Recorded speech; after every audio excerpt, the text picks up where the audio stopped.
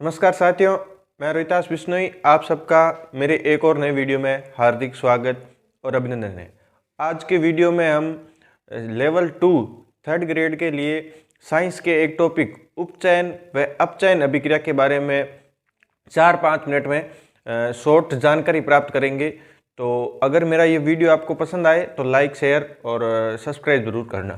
चलिए स्टार्ट करते हैं कि उपचयन और अपचयन अभिक्रिया। तो उपचयन उपचयन और अपचयन, अब उपचयन और नाम एक जैसे हैं तो उपचयन को आप ऑक्सीकरण या ऑक्सीडेशन अभिक्रिया, इंग्लिश वाला शब्द देखेंगे तो अच्छे से समझ में आएगा। इसको बोलते हैं ऑक्सीकरण अभिक्रिया, ऑक्सीकरण अभिक्रिया। तो इन दोनों में अंतर देखते हैं। तो अंतर में एक तरफ लिख देता हूं ऑक्सीकरण अभिक्रिया और दूसरी तरफ लिख देता हूं अपचयन अभिक्रिया। ऑक्सीकरण अभिक्रिया मतलब ऑक्सीजन का जुड़ना। तो इसका मतलब क्या हो गया, ऑक्सीजन का जुड़ना। ये बेसिक बातें लगभग सबको पता है। और इसमें हो जाएगा ऑक्सीजन का निकलना, O2 का निकलना। दूसरा, अब देखो ऑक्सीजन के ऊपर -2 मतलब ऋणावेश। तो हम इससे ऐसे अनुमान लगा सकते हैं कि अगला पॉइंट आएगा वो ऋण विद्युतीय तत्व का जुड़ना। क्या हो जाएगा, ऋण विद्युतीय तत्व का जुड़ना। और इसमें हो जाएगा उल्टा, ऋण विद्युतीय तत्व का निकलना।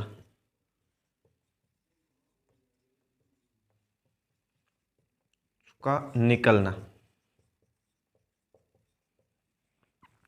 तीसरा पॉइंट इसमें हो जाएगा हाइड्रोजन का निकलना। और इसमें हो जाएगा हाइड्रोजन का जुड़ना। इसमें है इलेक्ट्रॉन ग्रहण करना। और इसमें हो जाएगा इलेक्ट्रॉन का निकलना।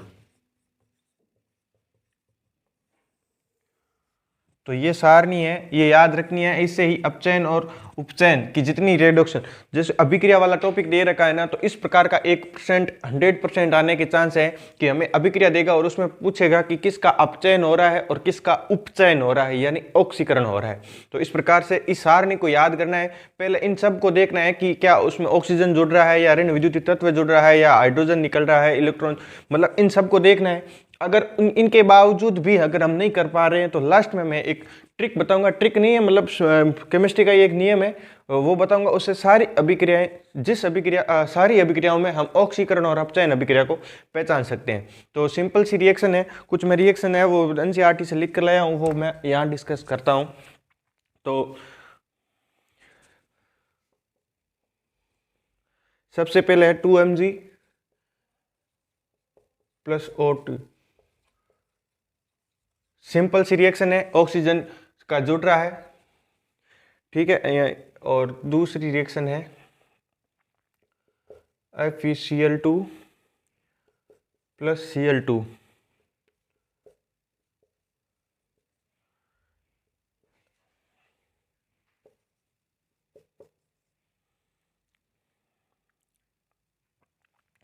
तीसरी है Zn + H2SO4, ZnSO4 +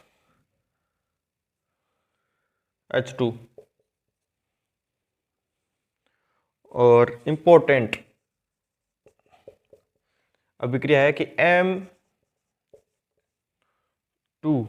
+ 4HCl, MnCl2 + 2H2O + Cl2। तो इसमें देखो एक मिनट, इसको में इलेक्ट्रॉन का त्यागना और इलेक्ट्रॉन का ग्रहण करना। अब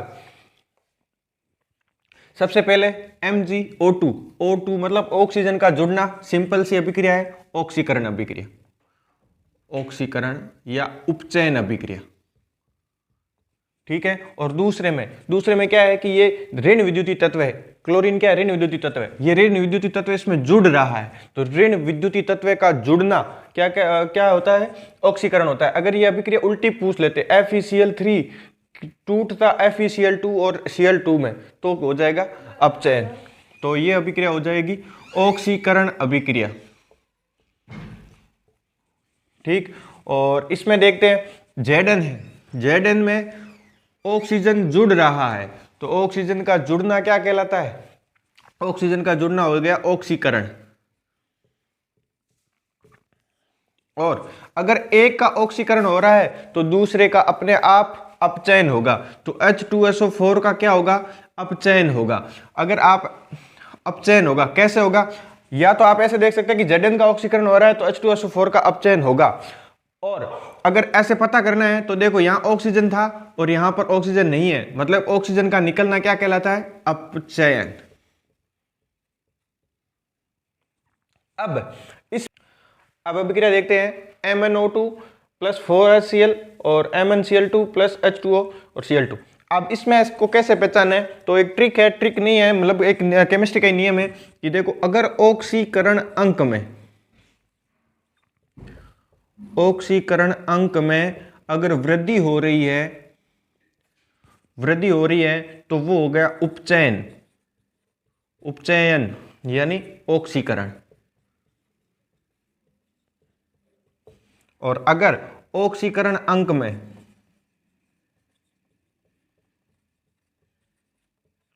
कमी हो रही है तो ये हो जाएगा उपचयन। अगर आपको ऑक्सीकरण अंक नहीं निकालना आता है तो जो रासायनिक सूत्र वाला चैप्टर है उसमें ऑक्सीकरण अंक निकालना सिखाते हैं। तो अगर आपको नहीं आता है या कोई भी ऐसा टॉपिक हो जो समझ में नहीं आ रहा है या जिसमें थोड़ी बहुत दिक्कत है, आपको समझने की जरूरत है, तो आप नीचे कमेंट सेक्शन में उस टॉपिक का नाम जरूर लिखना, ताकि अगला वीडियो मैं उस टॉपिक पर बनाने की पूरी कोशिश करूंगा। तो अब इसमें देखते हैं, देखो यहाँ मैंगनीज आया हुआ है, यहाँ पर भी मैंगनीज आया हुआ है। अब इसमें देखना है कि मैंगनीज की ऑक्सीकरण अंक में वृद्धि हो रही है, कमी हो रही है। तो यहाँ पर क्या हो जाएगा, MO2 का ऑक्सीकरण Mn का क्या हो जाएगा, तो Mn का मान लो x और O का ऑक्सीजन का होता है -2 और -2 कितने हैं, 2 है, तो ये हो जाएगा -4। तो x बराबर 4, मतलब मैंगनीज का ऑक्सीकरण अंक हो गया प्लस का 4। अब देखने हैं MnCl2 यहीं पर लिख देते MnCl2, तो Mn का x मान लिया और Cl2, Cl का होता है -1 और -1 Cl कितने 2 है, तो -2। तो यहाँ x का मान कितना आ जाएगा, 2, x का मान आ गया 2। तो देखो यहाँ ऑक्सीकरण अंक +4 थे, यहाँ से +2 हो रहे हैं, मतलब ऑक्सीकरण अंक में कमी हो रही है। तो इसका मतलब ये क्या हो जाएगा, अपचयन अभिक्रिया। ये उपचयन नहीं, अपचयन अभिक्रिया कौन सी हो जाएगी, अपचयन अभिक्रिया। अगर एक अभिक्रिया अपचयन है तो दूसरी अपने आप कौन सी हो जाएगी, ऑक्सीकरण अभिक्रिया। ठीक, तो ये सारणी याद करनी है, बेसिक सवाल यहां से बनने के चांस है। अगर इनसे सवाल नहीं हो रहा है तो आपको चेक करना है कि ऑक्सीकरण अंक में कमी हो रही है या वृद्धि हो रही है, इससे लगभग सारे सवाल हो जाएंगे वहां से कैसे भी। ये शायद एक बार अधीनस्थ बोर्ड में ये प्रश्न है वो पूछा हुआ है LDC वगैरह पेपर में। तो वीडियो पसंद आया होगा, लाइक शेयर कमेंट जरूर करना।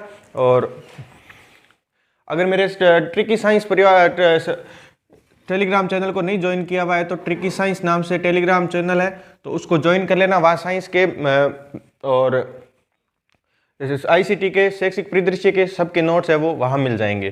तो उम्मीद करता हूँ वीडियो पसंद आया होगा। धन्यवाद।